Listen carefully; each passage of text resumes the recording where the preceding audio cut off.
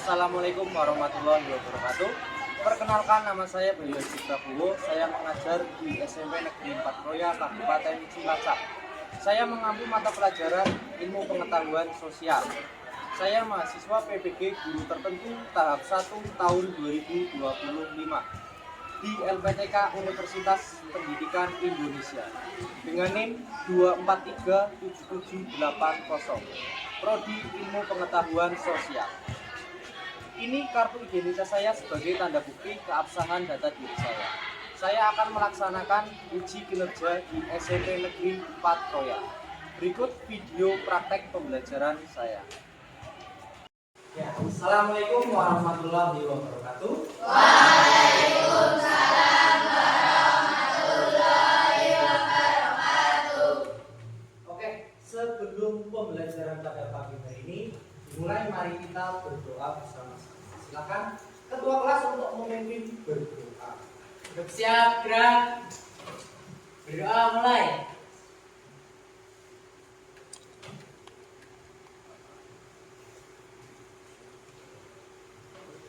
Berdoa selesai. Ya. Hari ini gimana kabar kalian? Apakah sehat? Sehat. Sehat dan senang ya, harapan Pak Bayu. Nah, terima kasih untuk siswa yang sudah melaksanakan jadwal piket. Kalau sudah cukup bersih sekali, mohon ditingkatkan lagi pada hari berikutnya. Nah, sebelum mengawali pembelajaran, silakan kalian cek kerapihan pakaian, ya. Mungkin ada yang keluar, yang cowok cewek, dirapikan tubuhnya. Biar apa? Biar kalian nyaman ketika melakukan sholat. Ya. Hari ini siapa yang tidak hadir di sekolah? Iya. Siapa aja? Iya. Ya. Dia kenapa, Bian? Sakit. Ada lagi? Ya, cuma satu. Ya. Cuman satu yang sakit. Kita doakan semoga lekas sembuh, biar bisa mengikuti pelajaran seperti membahas materi tentang apa? Gambar permukaan bumi apa? Pengertian dari peta ya, peta. Nah, sekarang materi berikutnya yaitu tentang apa? Kolonialisme. Gambar apa ini? Benteng. Gimana benteng? Yang sebelah kiri benteng apa? Apa? Gambar apa ini? Bendungan mana kira-kira? Serayu ada di daerah Banyumas. Berikutnya ada gambar apa ini? Tokoh pahlawan perjuangan. Kapitan Pati Muda. Beliau berasal dari daerah mana? Ambon. Ya, Ambon ada di Pulau Maluku. Gambar apa? Ayo, kirim dulu. Ada apa ini? Rel kereta api. Itu. Padang apa ini di dekat rel ini? Masyarakat mana? Indonesia. Yang memerintah siapa? Bangsa Eropa. Itu ada lorong apa itu? Lihat yang pojok kotak. Itu merupakan lorong kereta, jalur kereta yang bergerak sebagai lalu lintas kereta yang membawa batu bara. Ya. Jadi masyarakat Indonesia, rakyat Indonesia itu dipaksa untuk mengambil atau menambang batu bara di dalam gua, lalu diambil, dimanfaatkan untuk apa? Batu bara bahan bakar. Itu ya. Setelah kalian melihat gambar-gambar ini, ASEAN apa enggak? ASEAN. Ya, lebih detailnya mari kita baca dulu tujuan pembelajaran. Ya. Pembelajaran pada pagi hari ini harapannya yaitu peserta didik mampu mendeskripsikan hubungan antara kondisi geografis dengan munculnya kolonialisme dan Indonesia. Yang kedua, peserta didik mampu menganalisis pengaruhnya ini dari aspek atau tema geografi, pendidikan, sosial, politik, budaya. Ya, itu nanti kita bahas seperti itu. Menjadi banyak dicari bangsa-bangsa luar, khususnya bangsa Eropa loh. Rempah-rempah dicari bangsa Eropa karena manfaatnya yang dapat menghangatkan tubuh dan bisa dijadikan pengawet makanan. Sehingga pada masa itu menjadi komoditas yang sangat laris di Eropa. Dan daerah penghasil rempah-rempah salah satunya yaitu Indonesia. Bangsa Eropa kemudian datang berbondong-bondong ke pulau-pulau di Nusantara. Dan mereka mulai menjajah tempat mereka menepi. Satu persatu disinilah awal mula terjadinya kolonialisme. Penjajahan bangsa-bangsa Eropa ke Nusantara tergolong sebagai kolonialisme dan imperialisme. Upaya sebuah negara untuk mengembangkan kekuasaannya di luar wilayah kekuasaan negara tersebut. Tujuannya berupa mencapai dominasi kekuatan dalam bidang ekonomi, sumber daya alam, sumber daya manusia, dan politik. Sementara imperialisme berasal dari kata imperium dalam bahasa Latin yang berarti kekuasaan tertinggi. Secara lengkapnya, imperialisme dapat kamu artikan sebagai kebijakan atau ideologi untuk memperluas kekuasaan. Sebelum kita masuk ke kegiatan inti atau materi utama, mari kita melakukan SBG biar semangat tidak loyo, gitu ya. Silakan boleh berdiri semua. Bumi, peta bumi, otak bulat, gitu ya. Bumi, peta. Peta bumi.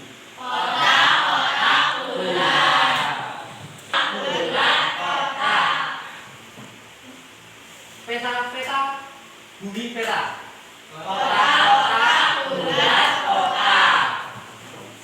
Terus masih belum ada yang salah ya, masih fokus mengatakan bumi peta.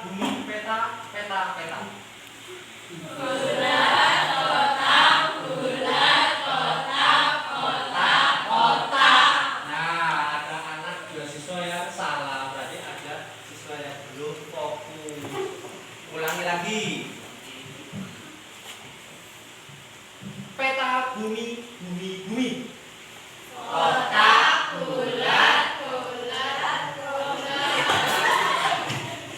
Ayo berfokus. Peta bumi peta.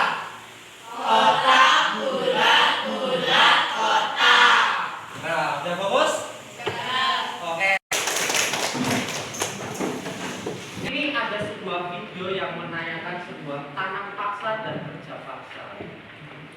Silakan diamati dan bagi kalian informasi yang penting bisa kalian catat di buku catatan kalian. Kerja paksa di Indonesia. Mungkin kita sering mendengar tentang sistem kerja paksa yang pernah terjadi di Indonesia. Mungkin hanya sebatas kata dan nama saja. Oleh karena itu, pada kali ini saya akan membahas lebih dalam apa itu kerja paksa dan bagaimana itu bisa terjadi. Pada zaman penjajahan Hindia Belanda dan Jepang, rakyat Indonesia mengalami tragedi yang menyengsarakan. Saat Hindia Belanda dan Jepang menguasai Indonesia, rakyat Indonesia dipaksa bekerja untuk kepentingan kedua negara tersebut. Rakyat menerima perlakuan yang kejam. Kita bahas dari kerja rodi. Satu, prasarana umum pada masa pemerintahan Hindia Belanda. Sistem kerja rodi terjadi pada masa penjajahan Hindia Belanda. Kerja rodi membuat rakyat Indonesia sangat sengsara dan memakan korban jiwa. Dilansir dari Ensiklopedia Britannica, kerja paksa juga disebut kerja budak yang dilakukan di bawah tekanan oleh kelompok yang relatif besar seperti perusahaan dikerjakan tanpa bantuan mesin, alami dengan tenaga manusia. Kerja rodi di Indonesia dipelopori oleh Gubernur Jenderal Herman William Dendels. Dendels datang ke Indonesia pada tanggal 1 Januari tahun 1808 setelah menerima perintah dari Raja Louis Napoleon. Dean terus dikirim ke Indonesia untuk mempertahankan Pulau Jawa dari ancaman Inggris. Ambilkan. Pertanyaannya, apa yang Anda lihat pada video yang sudah ditayang? Kerja paksa dan tanam paksa. Ya, kerja paksa dan tanam paksa. Terus pertanyaan berikutnya, apa yang menyebabkan Belanda melakukan sistem tanam paksa dan kerja paksa terhadap rakyat Indonesia? David? Oke, David aja. Gantian cowok. Belanda ingin menguasai Indonesia. Ya. Belanda ingin satu negara Indonesia. Ya. Belanda ingin rempah Indonesia. Ya, betul sekali. Rempah. Betul. Berikutnya, pertanyaan ketiga. Apa dampaknya bagi masyarakat Indonesia? Boleh silakan. Rakyat jadi kurus. Jadi kurus ya. Hidupnya tidak. Hidupnya tidak enak. Setuju ya? Setuju. Ya, Pak Bayu tambah lagi. Ya, kenapa kok hidupnya tidak enak? Karena hidupnya itu di bawah tekanan Belanda. Hari-harinya itu dipaksa untuk kerja paksa dan tanam paksa gitu. Sehingga beliau-beliau mereka itu hidupnya tidak enak. Dan kenapa kurus? Ada yang bisa menerangkan? Kenapa kurus? Kita dipaksa bekerja tanpa melihat waktu. Akhirnya penjelasan samudra kolonialisme dan imperialisme di Indonesia. Betul.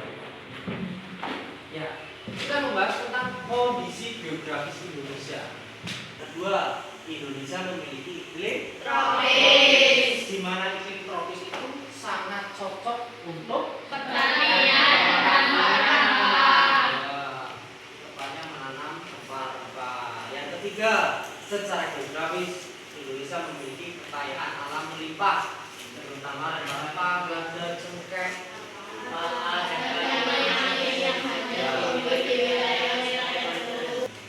inilah yang menjadi primadona bangsa Eropa. Ya. Jadi ketika melihat kekayaan alam Indonesia, orang Eropa itu sangat antusias ingin memilikinya, ingin mencari. Seperti itu. Nah, ini hubungannya apa? Penampakan alam Indonesia atau kondisi geografis Indonesia dengan penjelajahan samudra. Jadi materi ini saling berkaitan. Beberapa faktor. Faktor yang pertama yaitu motivasi tidak jijik atau good looking ada yang tahu good artinya apa, glory artinya apa, gospel artinya apa? Good artinya mas. Ada yang bisa menerangkan atau menjelaskan? Mas di sini maksudnya apa? Orang Barat itu motivasinya emas, artinya kekayaan. Orang Barat datang ke Indonesia ingin mencari kekayaan yang berasal dari sumber daya alam, artinya menyebarkan agama apa yang disebar? Kristen dan Katolik. Mereka juga beranggapan bahwa menyebarkan agama Kristen dan Katolik merupakan apa? Merupakan hal yang sangat baik bagi agama. Konstantinopel ini disebabkan oleh apa? Runtuhnya kerajaan Turki, ya, Ottoman yang ada di negara Turki. Bangsa Eropa biasa membeli rempah-rempah ke negara Turki, ya. Berhubung negara Eropa itu datang ke Indonesia mencari rempah-rempah. Ya, awalnya seperti itu. Runtuhnya Konstantinopel. Ada yang tahu teori heliocentris? Teori. Oke, ya, teori heliocentris merupakan teori yang menerangkan atau menjelaskan bahwa bumi itu berbentuk bulat. Itu ada pada teori heliocentris. Faktor yang paling dominan yang membuat bangsa Barat ini datang ke Indonesia itu mencari rempah-rempah. Kenapa kok orang Barat senang banget sama rempah-rempah? Menghangatkan tubuh. Kenapa orang Eropa mencari rempah-rempah ini ke Indonesia? Betul, harga di Indonesia itu rempah-rempah murah dan jumlahnya sangat banyak. Seperti itu ya. Ini faktor yang utama, yaitu mencari rempah.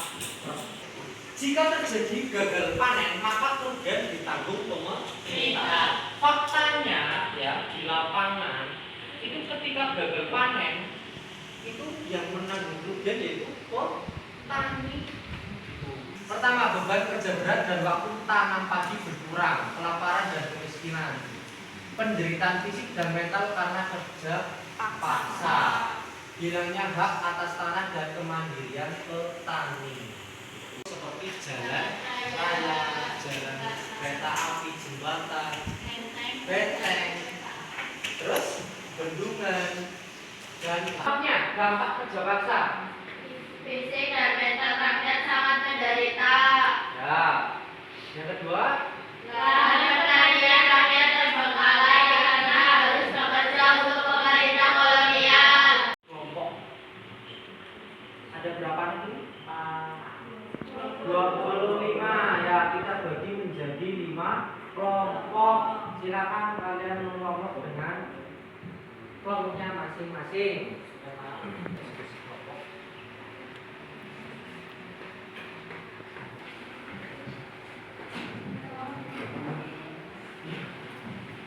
Materinya silakan dibaca buat referensi tambahan.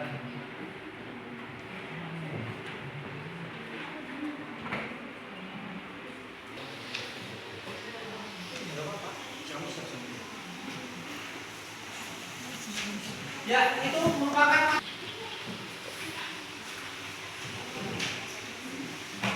Nah, berikutnya Pak Bayu membagikan LKPD, lembar kerja peserta didik. Ya, di sini ada soal tentang ada 2 soal, yaitu bangsa Barat ke Indonesia, dan yang kedua soal kedua itu perubahan kehidupan masyarakat pada masa kolonialisme dan dari berbagai aspek tadi, aspek politik, geografi, kemudian budaya, terus pendidikan, ekonomi, sosial. Ya. Nanti kalian di sini itu milih mau menggunakan aspek yang mana. Silakan kalian diskusikan.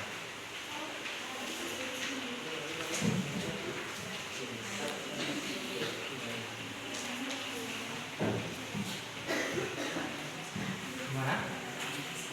Sama? Ya.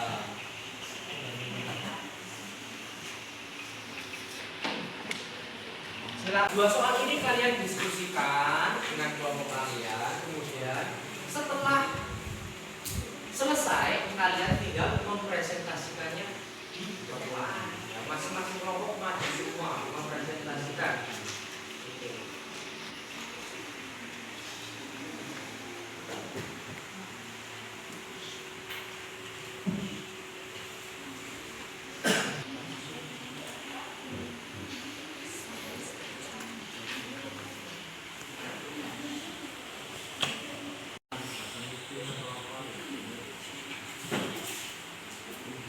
Nanti dijelaskan ya faktornya.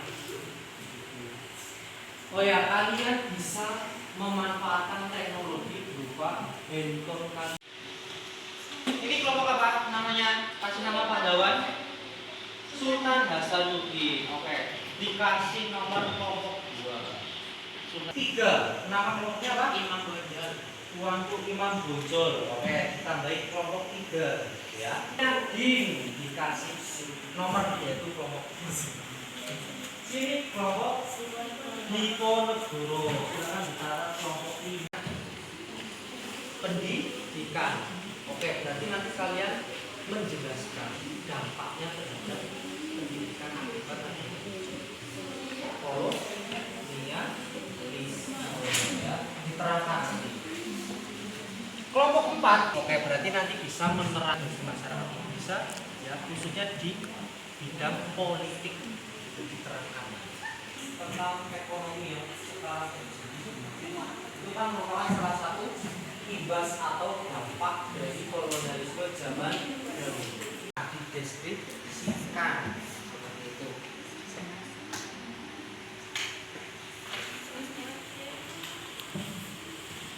Jika ada yang bingung, boleh bertanya, acungkan tangan. Oke.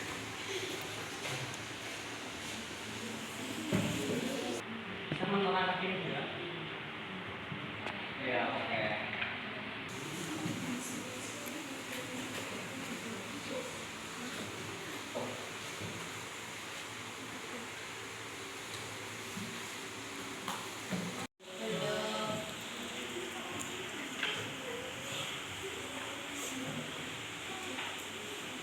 Ini untuk menjawab soal yang nomor 1, silakan digambar ya, biar nanti jika ada teman yang masih bingung nanti bisa dijelaskan.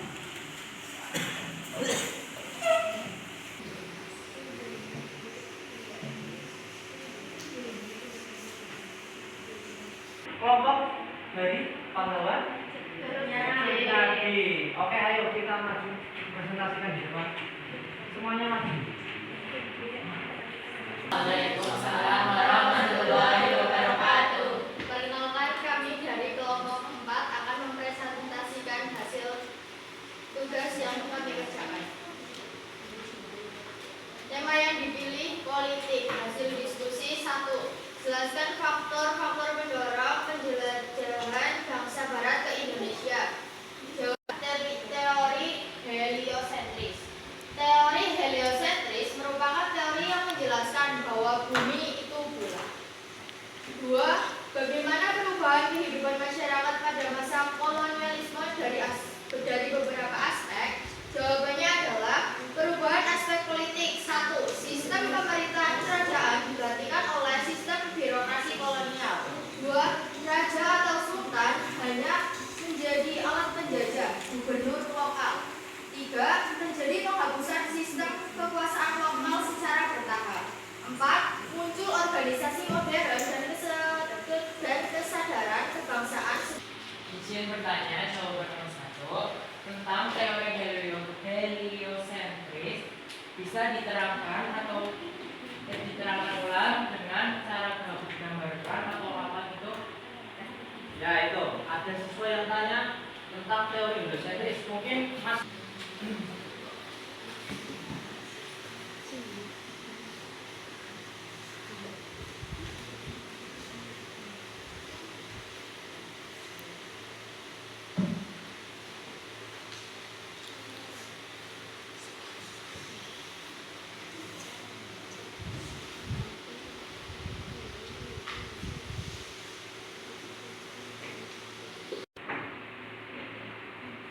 Dengan keterangan tersebut, pelaut asal Spanyol dan Portugal membuktikan dengan cara berlayar menuju Maluku, Indonesia dengan arah yang berlawanan. Spanyol melalui jalur utara dan pelaut Portugal melalui jalur selatan. Sudah jelas? Jelas ya. Oke, sekian presentasi dari kelompok 4. Terima kasih. Wassalamualaikum warahmatullahi wabarakatuh. Waalaikumsalam warahmatullahi wabarakatuh. Waalaikumsalam warahmatullahi wabarakatuh. Kami dari kelompok 3 akan menyampaikan jawaban yang tadi. Kami memilih tema ekonomi. Nomor 1, jelaskan faktor-faktor pendorong penjelajah bangsa barat ke Indonesia. Jawab, kemajuan ilmu pengetahuan dan teknologi, penemuan alat bantu pelayaran kompas, peta laut, astrolabe, dan kapal layar besar. Masa kolonialisme dari beberapa aspek. Jawab, perubahan aspek ekonomi. 1. Sistem ekonomi tradisional berubah menjadi ekonomi kolonial. 2. Muncul golongan buruh dan petani akibat eksploitasi tanah dan 3. Rakyat tidak bebas berdagang karena adanya monopoli dagang VOC dan Belanda. Terima kasih.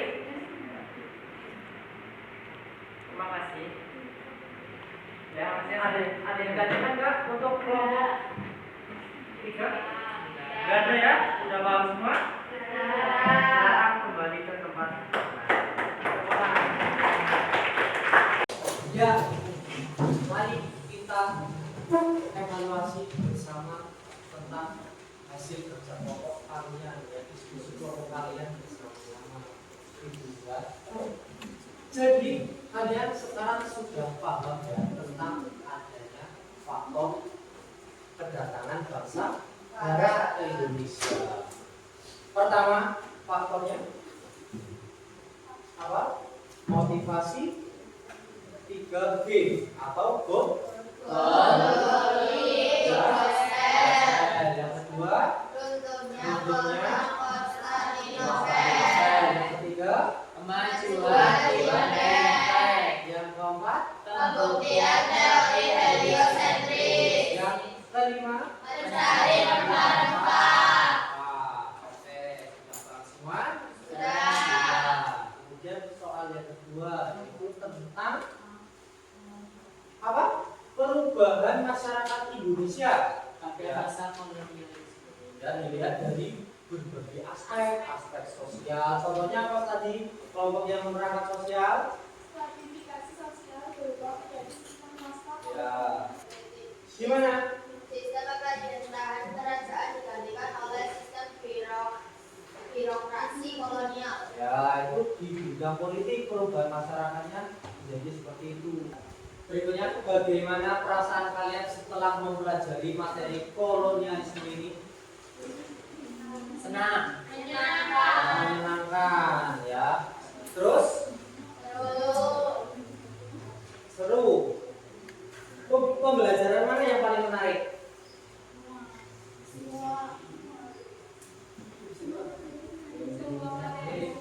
Ya. Pertanyaan berikutnya, sikap apa saja yang dapat ditanamkan pada diri kalian dengan mempelajari materi kita pada pagi hari ini? Yang keras, Pak. Saya menjadi lebih menghargai dan menjadi pahlawan. Ya, menghargai jasa pahlawan. Terus? Saya lebih mencintai tanah air. Oke, lebih mencintai tanah air. Betul, itu untuk yang dapat ditanamkan pada diri kalian masing-masing. Seperti itu. Berikutnya, coba kaitkan materi kolonialisme ini dengan mata pelajaran lainnya. Entah itu matematik, terus bahasa Jawa, atau seni budaya dan lain-lain. Bebas, coba dikaitkan. Ada yang bisa nggak? Kelompok Yasin, boleh? Aku membahas tentang materi orang Eropa dapat Indonesia. Kalau dikaitkan dengan Italia itu mengambil materi penjelasan, kebijakan dan kota. Oke, di materi PS rempah-rempah itu kan ada ya, yaitu tentang apa? Komunitas yang menjadi primadona bangsa Eropa seperti pala, terus kayu manis, jahe, cengkeh, dan lain-lain. Itu kan bisa tumbuh di Indonesia karena tanahnya yang subur, kemudian cuacanya ya atau iklimnya ya bagus, tropis, cocok untuk tanaman. Itu kan ada di materi pelajaran. IPA tentang suhu iklim, kemudian sumber daya alam, ya cuaca. Jadi berkaitan, ya bisa nyambung antara IPA dan IPS. Bisa juga dengan mata pelajaran yang lain. Yang bisa menimbulkan nggak pembelajaran yang sudah kita dapatkan bersama-sama. David, bisa menyimpulkan David apa saja yang kamu pelajari pada hari ini? Tentang apa aja? Tentang